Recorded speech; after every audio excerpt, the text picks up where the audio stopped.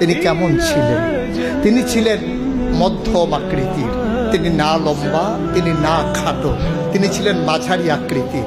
তিনি কখনো বা যখন লক্ষ মানুষের সামনে দাঁড়াতেন, যেমন বিদায় হজের ভাষণের সময় ওই দিন আরাফার ময়দানে লোক ছিল 1,40,000।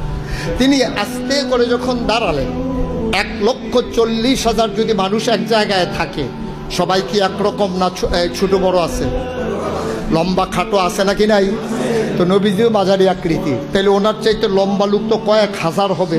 কিন্তু সবাই যখন দাঁড়ালেন, নবীও যখন দাঁড়ালেন, সবাই দাঁড়ানোর পরে অবাক বিস্ময়ে সবাই তাকিয়ে দেখলো, সবার উপর দিয়ে, ওই লম্বা লম্বা মানুষগুলোর মাথার উপর দিয়া আমার নবীর চেহারা মুবারক দেখা যায়। এটা হচ্ছে মুআজ্জাজা, স্পেশাল কোয়ালিটি, অনন্য বৈশিষ্ট্য।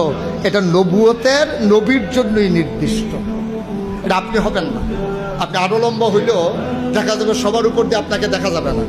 কিন্তু নবীজি যখন দাঁড়াতেন, সবাই তাকিয়ে দেখতেন, সবার উপর দিয়ে সে চাঁদ মুখটা যেন উজ্জ্বল, সেই পূর্ণিমার, চতুর্দশী পূর্ণিমার চাঁদের মতো যেন হাসতেছে।